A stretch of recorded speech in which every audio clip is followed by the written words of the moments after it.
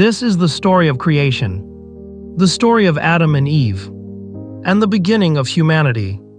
At first, everything was dark and empty. There was no sun, no moon, no stars, only darkness covered the deep. Then God spoke. God said, "Let there be light." And instantly, light appeared. Light separated from darkness. The day was formed, and night followed. God looked at the light and saw that it was good. And that was the first day.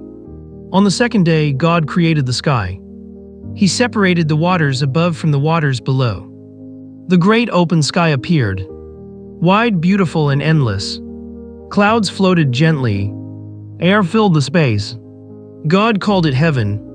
God saw that it was good. That was the second day. On the third day, God spoke again. The waters gathered together, and dry land appeared. God called the dry land earth, and the water seas. Then God filled the earth with life. Grass covered the ground. Flowers bloomed in many colors. Trees grew tall and strong. Fruit trees appeared, each producing fruit with seeds inside. Everything was perfectly designed to grow again and again. God looked at all He had made. Oh, it was very good. That was the third day. On the fourth day, God created lights in the sky. He made the sun to rule the day, the moon to rule the night, and the stars to shine across the heavens. They marked days, seasons, and years. The sky sparkled with beauty and order. God placed everything exactly where it belonged. That was the fourth day. On the fifth day, God filled the seas and the skies. Fish swam through the oceans. Great sea creatures moved through the waters. Birds flew across the sky, singing, gliding, and soaring. God blessed them and said, "Be fruitful and multiply." Life filled the waters in the air. That was the fifth day. On the sixth day, God created animals, cattle, wild animals, creeping creatures, and every kind of living thing. Each animal was unique. Each had a purpose. Then God did something special. He said, "Let us make mankind in our image." God formed a man from the dust of the ground. He breathed life into him, and the man became a living being. God named him Adam. Adam was different from all creation.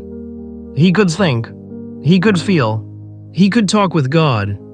God placed Adam in a beautiful garden called Eden. The Garden of Eden was perfect. Rivers flowed gently. Trees provided shade and fruit. Animals lived peacefully. God gave Adam a job, to care for the garden and name the animals. But God saw something. Adam was alone. God said, "It is not good for man to be alone." So God caused Adam to fall into a deep sleep. From Adam's side, God created a woman. When Adam woke up, he said, "This is bone of my bones and flesh of my flesh." Her name was Eve. Adam and Eve lived together in harmony. They were not ashamed. They were not afraid. They walked freely with God. God gave Adam and Eve freedom. They could eat from every tree in the garden, except one, the tree of the knowledge of good and evil. God warned them, "If you eat from this tree, you will surely die." Adam and Eve listened. Everything was peaceful. But then, the serpent appeared. The serpent was clever. He spoke to Eve and questioned God's command. He said, "Did God really say you must not eat from the tree?" Eve explained God's warning. But the serpent lied. He said, "You will not die. You will be like God." Eve looked at the fruit. It looked good. It looked pleasing. She took the fruit and ate it. Then she gave some to Adam. Adam ate it too. Immediately, everything changed. Adam and Eve realized they were naked. They felt shame. They felt fear. When God came walking in the garden, they hid. God called out, "Where are you?" Adam answered. They confessed what they had done. Sin had entered the world because of disobedience. Pain, hardship, and death followed. God sent Adam and Eve out of the garden. But even then, God still loved them. Though Adam and Eve failed, God did not abandon humanity.